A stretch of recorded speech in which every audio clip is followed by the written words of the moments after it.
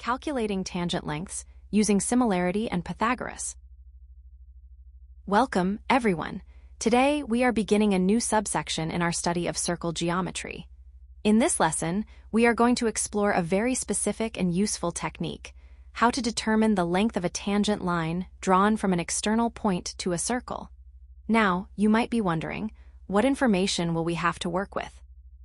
Well, we will be looking at scenarios where you are already provided with two key pieces of information: the radius of the circle and the length of the chord that connects the 2 points where the tangents touch the circle. As we move through the next few slides, I will show you two different mathematical paths, one using triangle similarity and another using the Pythagorean theorem, to solve for that unknown tangent length. Let's get started by visualizing the geometric setup. Understanding the geometric setup. First, imagine a circle with its center, labeled as O. Now let's pick a point, T, that lies outside of this circle. From this external point T, we draw two lines that just touch the edge of the circle. These are our tangents, which we'll call TP and TQ. The specific spots where these lines touch the circle are our points of contact, P and Q. If you were to draw a straight line connecting point P to point Q, you've created a chord. Now, let's draw a line connecting the center O to our external point T. This line will cross right through our chord, and we'll call the point where they intersect point R. Before we move on to the calculation methods, there are two crucial geometric properties you must keep in mind, as they are the keys to solving these problems. First, the line segment OT acts as the perpendicular bisector of the chord PQ. This tells us two very important things. First, that the line OT meets the chord at a right angle, meaning OT is perpendicular to PQ. And second, that the point R splits the chord into two equal halves, so the length of PR is equal to the length of RQ. Second, remember the fundamental rule of tangents. A radius is always perpendicular to the tangent at the point of contact. This means that the angle formed at point P, specifically angle OPT, is exactly 90 degrees. Now that we know our objective is to find the length of that tangent, let's take a moment to visualize the geometric setup we are working with. Keep these properties in your mind, because we are going to use them in the next slide to set up our similarity ratios. Method 1. Using triangle similarity. Sometimes, we don't have enough side measurements to use Pythagoras immediately. In these cases, similarity is a powerful tool when we need to find a specific length, but are missing some of the side measurements of our right triangles. Let's walk through the step-by-step process to see how this works. Step 1. First, we need to identify the specific triangles we are working with. I want you to focus your attention on two particular triangles: delta TRP, which is the smaller triangle formed by the external point T, the intersection point R, and the point of contact P, and delta PRO, which is the triangle formed by the intersection point R, the point of contact P, and the center of the circle, O. Step 2. Next, we must establish that these two triangles are actually similar. We will use the AA, or angle-angle, criterion. First, we know that angle TRP is equal to angle PRO, because both are 90 degrees, since we established in the previous slide that the line OT is perpendicular to the chord. Second, we can see that angle TPR is equal to angle POR. This is because both of these angles are complementary to angle RPO, since we have two pairs of equal angles. We can confidently state that delta TRP is similar to delta PRO by the AA similarity criterion. Step 3. Once similarity is proven, we can set up our ratio. Because these triangles are similar, the ratios of their corresponding sides must be equal. We can write this as the length of side TP divided by side PO equals the length of side RP divided by side RO. Step 4. Finally, we can solve for the tangent. By simply rearranging this formula, we can isolate our unknown. We find that the length of side TP equals the length of side PO multiplied by the length of side RP, all divided by the length of side RO. This gives us a direct way to find the tangent length if we know the radius and the segments of the chord. Now, let's look at a second method using Pythagoras, which might be more straightforward if you prefer working with squares and square roots. Now that we have visualized our geometric setup and identified the key properties of the tangents and the chord, let's move on to our first method for solving this problem. Method 2, using the Pythagoras Theorem.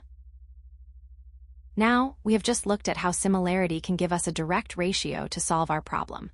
But what if you prefer a more algebraic approach? On this slide, we will explore Method 2, using the Pythagoras Theorem. This method is particularly useful if you are comfortable working with a system of equations. Essentially, if we know the radius and the length of the chord, we can use the Pythagorean theorem across different triangles to find our missing tangent. Let's break this down into a step-by-step process. First, let's look at step 1, where we analyze triangle PRO. Remember from our previous slide that this is a right-angled triangle. Here, we want to find the length of the segment OR, which is the distance from the center of the circle to the chord. To do this, we use the formula OR squared equals OP squared minus RP squared. Now, a quick reminder. RP is not the full chord. It is exactly half of the chord PQ, so when you are calculating, you must substitute RP with 1/2 of PQ. Moving to step 2, we shift our focus to triangle PRT in this right-angled triangle. The tangent segment, TP, acts as the hypotenuse. Therefore, we can set up the equation, TP squared equals TR squared plus RP squared. In step 3, we step back to look at the largest triangle in our setup, which is triangle OPT. This is also a right-angled triangle. Here, we can express the tangent length using the formula, TP squared equals OT squared minus OP squared. A very important detail to note here is that the total length of the line segment OT is actually the sum of two parts, OR plus RT. Finally, in step 4, we bring it all together to solve the system. By substituting the known values, specifically the radius, OP, and the half chord, RP, into these equations, you can systematically solve for our ultimate goal, the unknown length of the tangent, TP. This algebraic method is a bit more involved than the similarity method, but as you will see in our next slide with the satellite example, it provides a very reliable way to reach the correct answer. Real-world application example.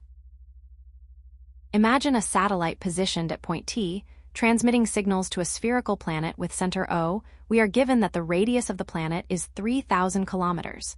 The distance between the 2 and 2 points where the signal is tangent to the planet's surface, which represents the chord PQ, is 4,800 kilometers.